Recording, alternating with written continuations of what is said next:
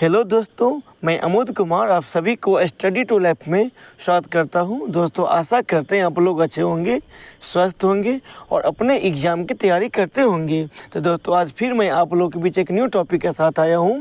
इसमें हम पढ़ने वाले जीके के 1000 महत्वपूर्ण प्रश्न। इससे पहले हम 1 से लेकर 220 तक प्रश्न करवा दिए हैं। अगर ये वीडियो सब अगर आप नहीं देखे हैं तो हमारे डिस्क्रिप्शन बॉक्स के अंदर उसका लिंक लगा हुआ है, आप उसको यहाँ से देख सकते हैं। हाँ दोस्तों, अगर आप हमारे चैनल पर अगर न्यू आए हैं तो हमारे चैनल को सब्सक्राइब कर लीजिए और वीडियो को अंत तक देखिए। अगर दोस्तों अगर इसका आपको अगर PDF चाहिए तो हमारे टेलीग्राम ग्रुप को ज्वाइन कीजिए, और नहीं तो उत्कर्ष क्लासेस का व्हाट्सएप नंबर यहाँ पर लगा हुआ है, उसको मोबाइल में सेव करके लिखेंगे जीके 1000, आपको यहाँ से आपको PDF उसका मिल जाएगा। तो दोस्तों आइए हम बिना देरी के स्टार्ट करते हैं। आज के जो मेरा पहला प्रश्न है, जो 221 नंबर प्रश्न है, देखिए यहाँ से, संविधान की द्वितीय अनुसूची का संबंध किससे है? तो इस प्रश्न का जो उत्तर हो जाएगा महत्वपूर्ण पदाधिकारियों के वेतन से संबंधित है। इसकी व्याख्या यहाँ समझिए। संविधान की दूसरी अनुसूची में महत्वपूर्ण पदाधिकारियों के वेतन का उल्लेख किया गया है। भारत के राष्ट्रपति, राज्यों के राज्यपाल, लोकसभा के अध्यक्ष, उपाध्यक्ष, राज्यसभा के सभापति और उपसभापति, राज्य विधान सभाओं के अध्यक्ष और उपाध्यक्ष, राज्य विधान परिषद को सभापति और उपसभापति, सर्वोच्च न्यायालय के न्यायाधीश, उच्च न्यायालय के न्यायाधीश, भारत के नियंत्रक एवं महालेखक परीक्षक आदि को प्राप्त होने वाले वेतन और पेंशन का उल्लेख हमारे भारतीय संविधान की दूसरी अनुसूची में ये शामिल किया गया है। इसी में जो हमारे संघ में शामिल राज्यों और संघ शासित क्षेत्रों का उल्लेख भारतीय संविधान के किस अनुसूची में है? तो इस प्रश्न का जो उत्तर हो जाएगा प्रथम अनुसूची में है। देखिए दोस्तों, यहाँ से इसकी व्याख्या, अनुसूची में राज्यों के नाम एवं उनके न्यायिक क्षेत्र, संघ, राज्य क्षेत्र और उनकी सीमाओं का उल्लेख किया गया है। द्वितीय अनुसूची में विभिन्न प्राधिकारियों के वेतन भत्तों का भी उल्लेख किया गया है। और तीसरी अनुसूची में विभिन्न उम्मीदवारों द्वारा ली जाने वाली शपथ प्रतिज्ञान का प्रारूप किया गया है। और चौथी अनुसूची में जो है राज्य और केंद्र शासित प्रदेशों के लिए राज्यसभा में सीटों के आवंटन का उल्लेख किया गया है। दोस्तों उसके फिर से देखिए, हमारे भारतीय संविधान की अनुसूची पहला में जो है जो संघ एवं राज्य क्षेत्र का उल्लेख किया गया है, और दूसरे अनुसूची में वेतन और भत्ते का उल्लेख किया गया है, और तीसरे अनुसूची में जो है शपथ का उल्लेख किया गया है, और चौथे अनुसूची में राज्यसभा में सीटों का आवंटन का उल्लेख किया गया है। इसी में जो हमारे अगला प्रश्न देखिए, भारतीय संविधान की तीसरी अनुसूची का संबंध अभी आपको जस्ट हम बताए हैं, इसमें शपथ तथा प्रतिज्ञान से ये संबंधित है। इस प्रश्न का व्याख्या यहाँ समझिए। संविधान की तीसरी अनुसूची में विभिन्न उम्मीदवारों द्वारा ली जाने वाली शपथ या प्रतिज्ञान के प्रारूप दिए गए हैं। संघ के मंत्री, संसद के लिए निर्वाचन हेतु अभ्यर्थी, संसद के सदस्य, सर्वोच्च न्यायालय के न्यायाधीश, भारत के नियंत्रक एवं महालेखक परीक्षक, राज्य मंत्री, राज्य विधानमंडल के निर्वाचन के लिए अभ्यर्थी, राज्य विधानमंडल के सदस्य, उच्च न्यायालय के न्यायाधीश आदि के बारे में उल्लेख किया गया है। इसी में देखिए हमारा नेक्स्ट प्रश्न है, संविधान की किस अनुसूची में प्रत्येक राज्यों तथा राष्ट्र क्षेत्रों के लिए राज्यसभा में स्थानों का आवंटन किया गया है? इस प्रश्न का उत्तर अभी जस्ट आपको हम बताए हैं, ये चौथी अनुसूची में वर्णन किया गया है। प्रश्न का व्याख्या यहाँ समझिए। संविधान की चतुर्थ अनुसूची में राज्यों और केंद्र शासित प्रदेशों के लिए राज्यसभा में सीटों के आवंटन का उल्लेख है। वर्तमान में सर्वाधिक राज्यसभा सीटों उत्तर प्रदेश में है और लोकसभा के सीट भी जो है उत्तर प्रदेश में ही है। प्रथम अनुसूची में राज्यों के नाम एवं उनके न्यायिक क्षेत्र, संघ, राज्य क्षेत्रों के नाम और उनकी सीमाओं का उल्लेख किया गया है। द्वितीय अनुसूची में विभिन्न प्राधिकारियों के वेतन भत्तों का भी उल्लेख किया गया है। और तीसरी अनुसूची में विभिन्न उम्मीदवारों द्वारा ली जाने वाली शपथ का उल्लेख किया गया है। इसी में देखिए हमारा नेक्स्ट प्रश्न है, संविधान सभा द्वारा अंतिम रूप से पारित संविधान में कुल कितने अनुसूची हैं? दोस्तों आपको बता दें, जब हमारा संविधान निर्माण हुआ था इस समय में मूल रूप जो संविधान में 8 अनुसूची थी, लेकिन वर्तमान में जो 12 अनुसूची शामिल हैं। इस प्रश्न का उत्तर तो हो जाएगा 8 अनुसूची जो मूल संविधान में था, लेकिन अभी वर्तमान में 12 अनुसूची हैं। जो यहाँ समझिए, संविधान सभा द्वारा अंतिम रूप से पारित संविधान में कुल 8 अनुसूची थी। वर्तमान में संविधान में कुल 12 अनुसूची उल्लिखित हैं। 9वीं अनुसूची को प्रथम संविधान संशोधन 1951 के द्वारा जोड़ा गया और 10वीं अनुसूची को 52वें संविधान संशोधन अधिनियम 1985 के द्वारा जोड़ा गया। इसे दल परिवर्तन रोधी कानून भी कहा गया है। 11वीं अनुसूची को 73वें संविधान संशोधन अधिनियम 1992 के द्वारा जोड़ा गया और 12वीं अनुसूची को 74वें संविधान संशोधन अधिनियम 1992 के द्वारा जोड़ा गया। उस सब का आप याद रखें। इसी में देखिए हमारा नेक्स्ट प्रश्न है, निम्नलिखित में से कौन से मामले में सर्वोच्च न्यायालय ने निर्णय दिया कि दल बदल के संदर्भ में सभी शक्तियां संबंधित सदन के अध्यक्ष में निहित होंगी? तो इस प्रश्न का जो उत्तर हो जाएगा कि होतो होलोहान मामले में। इसकी व्याख्या देखिए यहाँ से, कि होतो होलोहान बनाम जीलू 1992 के मामले में सुप्रीम कोर्ट ने यह निर्णय दिया कि सभी शक्तियां संबंधित सदन के अध्यक्ष में निहित होंगी। यह मामला दल बदल कानून से संबंधित है। इसी में देखिए हमारा नेक्स्ट प्रश्न है, निम्नलिखित में से दल बदल आधार पर निर्वाचित सदस्यों की अयोग्यता संबंधी विवरण किस अनुसूची में है? तो इस प्रश्न का जो उत्तर हो जाएगा 10वीं अनुसूची में। इसकी व्याख्या यहाँ देखिए, हम आपको इससे पहले भी बताए हैं। जो 52वें संविधान संशोधन अधिनियम 1985 के माध्यम से 10वीं अनुसूची को संविधान में जोड़ा गया तथा इसका संबंध दल बदल विरोधी अधिनियम से है और 52वें संविधान संशोधन अधिनियम के द्वारा यह प्रावधान किया गया कि 1/3 से कम सांसद या विधायक दल बदल करते हैं तो उनकी सदस्यता समाप्त की जाएगी। इसी में देखिए आगे, 91वें संविधान संशोधन अधिनियम के द्वारा यह प्रावधान किया गया कि यदि किसी दल में 2/3 से कम सांसद या विधायक दल बदल करते हैं तो उनकी सदस्यता समाप्त की जाएगी। इसी में देखिए आगे, 12वीं अनुसूची को 74वें संविधान संशोधन अधिनियम 1992 के द्वारा जोड़ा गया। नगर पालिकाओं की शक्तियाँ, प्राधिकार व जिम्मेदारियाँ, इसमें कुल 18 विषय शामिल हैं और 9वीं अनुसूची को बताए हैं पहले संविधान संशोधन 1951 के द्वारा जोड़ा गया है, जो मूल अधिकारों के उल्लंघन के आधार पर न्यायिक समीक्षा से इसमें सम्मिलित कानूनों से इसे बचाने के लिए जोड़ा गया था। और 11वीं अनुसूची में पंचायतों की शक्तियों, प्राधिकारों और उत्तरदायित्वों के बारे में उल्लेख किया गया है। इसी में देखिए आगे, निम्नलिखित में से संविधान की 6ठी अनुसूची किस राज्य में लागू नहीं होती है? तो इस प्रश्न का जो उत्तर हो जाएगा ये मणिपुर में लागू नहीं होती है। जो उसकी व्याख्या देखिए यहाँ से आप, जो मेघालय, त्रिपुरा, मिजोरम ये सब लागू है।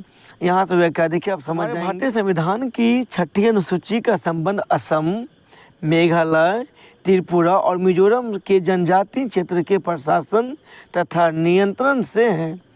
तो ये असम, मेघालय, त्रिपुरा है, बल्कि मणिपुर नहीं है। ऐसे क्षेत्र जहां अनुसूचित जनजाति के लोग अधिक संख्या में रहते हैं, उन क्षेत्रों के अनुसूचित क्षेत्र राष्ट्रपति के द्वारा घोषित किया जाता है। इसी में देखिए हमारा नेक्स्ट प्रश्न, 92वें संविधान संशोधन अधिनियम के तहत कौन सी भाषा को जोड़ी गई है? तो इस प्रश्न का उत्तर हो जाएगा ये मैथिली भाषा। दोस्तों इसको आप ट्रिक से याद रखिए, जो बोर्ड माँ समिति से याद कीजिए,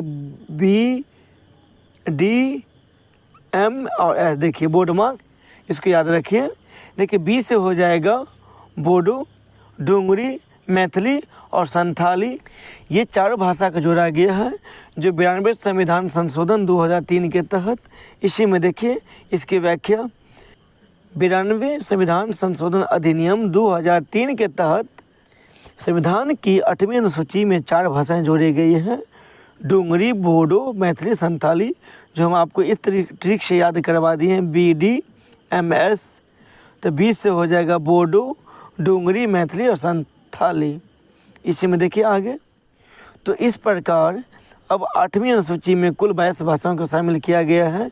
दोस्तों ये प्रश्न बहुत बार बार बनता है, आपको पूछ लिया जाएगा निम्नलिखित में से कौन सी भारतीय संविधान में शामिल नहीं है। तो आपको इंग्लिश ऑप्शन में मिलेगा। तो इंग्लिश भारतीय जो संविधान में ये 22 भाषा में शामिल नहीं है, जबकि मैथिली भाषा जो है ये सब शामिल है। इसी में देखिए, इसी में जो हमारा अगला प्रश्न है सुमेलित कीजिए। देखिए दोस्तों, आपको यहाँ से हम इसको बता देते हैं। ये है संविधान की शर्त किस देश से क्या लिया गया है। जो देखिए यहाँ से हम आपको सूची 1 और सूची 2 में आपको मिला देते हैं। देखिए यहाँ से ये ब्रिटेन से जो है ये विधायी प्रक्रिया लिया गया है, और वही आयरलैंड से राज्यसभा में मनोनीत सदस्य की संख्या जो होते हैं इसको लिया गया है। और कनाडा के संविधान से अवशिष्ट विषय केंद्र को प्रदान, और ऑस्ट्रेलिया से जो है प्रस्तावना की भाषा शैली को लिया गया है। तो इस प्रकार इस प्रश्न का जो उत्तर हो जाएगा ये बी हो जाएगा। इसे व्याख्या यहाँ समझिए आप। ब्रिटेन के संविधान से विधायी प्रक्रिया लिया गया है, वही आयरलैंड के संविधान से राज्यसभा में मनोनीत सदस्य की संख्या, और कनाडा से अवशिष्ट विषय केंद्र को प्रदान करता है, और ऑस्ट्रेलिया से प्रस्तावना की भाषा शैली को लिया गया है। इसी में देखिए हमारा नेक्स्ट प्रश्न है, भारत के संविधान में राज्यसभा के सदस्यों के चुनाव की प्रक्रिया का समावेश कौन से देश से किया गया है। तो इस प्रश्न का जो उत्तर हो जाएगा दक्षिण अफ्रीका के संविधान से। इसकी व्याख्या यहाँ समझ लीजिए आप। भारतीय संविधान में राज्यसभा के सदस्यों के चुनाव की प्रक्रिया तथा संविधान में संशोधन की प्रक्रिया का जो प्रावधान दक्षिण अफ्रीका के संविधान से ग्रहण किया गया है। आपको पूछ लिया जाएगा संविधान संशोधन की जो है प्रक्रिया किस देश के संविधान से लिया गया है, वो जगह साउथ अफ्रीका के संविधान से। इसी में देखिए हमारा नेक्स्ट प्रश्न है,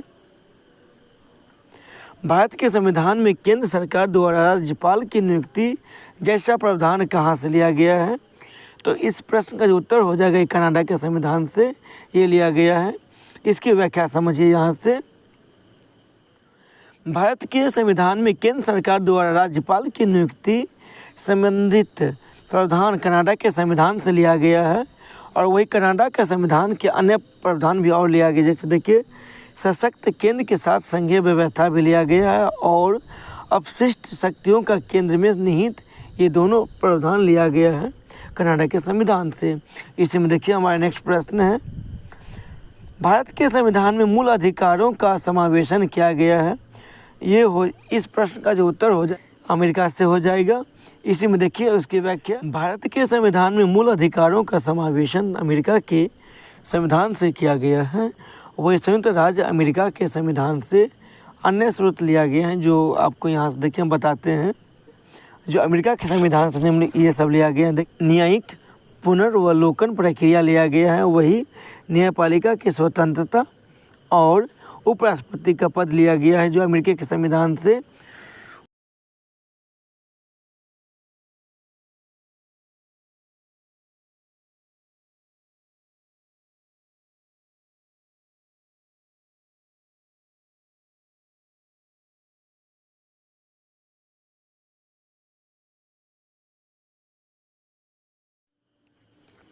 भारतीय संविधान में समवर्ती सूची की अवधारणा की ली गई है। तो इस प्रश्न का जो उत्तर हो जाएगा ये हो जाएगा बी में। देखिए ऑस्ट्रेलिया उसका उत्तर हो जाएगा। इसकी व्याख्या समझिए यहाँ से, भारतीय संविधान में समवर्ती सूची की अवधारणा ऑस्ट्रेलिया के संविधान से अपनाई गई है। जो समवर्ती सूची व्यापार, वाणिज्य और संगम की स्वतंत्रता, संसद के दोनों सदनों की संयुक्त बैठक और प्रस्तावना की भाषा शैली का। इसी में देखिए आगे हमारा अगला प्रश्न है, भारतीय संविधान के सबसे बड़ा एकाकी स्रोत है।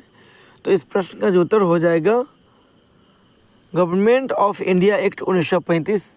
इसकी व्याख्या समझिए यहाँ से, भारत के संविधान पर सबसे ज़्यादा प्रभाव भारतीय शासन अधिनियम 1935 पर पड़ा है, और अन्य प्रावधान जो है संघीय तंत्र, राज्यपाल की कार्यकाल, न्यायपालिका की कार्यकाल और लोकसेवा आयोग के गठन और आपातकालीन उपबंध का भी प्रशासनिक विवरण का उल्लेख किया गया है। इसी में देखिए हमारा नेक्स्ट प्रश्न है, भारतीय संविधान में सम्मिलित नीति निर्देशक तत्व की प्रेरणा किस संविधान से प्राप्त हुई है? तो इस प्रश्न का जो उत्तर हो जाएगा ये आयरलैंड हो जाएगा।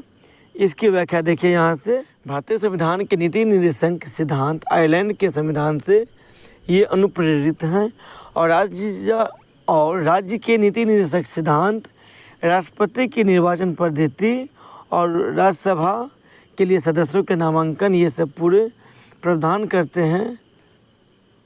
और ये सभी जो है नीति निर्देशक तत्व में वर्णन किया गया है। इसी में देखिए आगे, भारत के संविधान में विधि का शासन संबंधित प्रावधान कौन से देश से लिया गया है?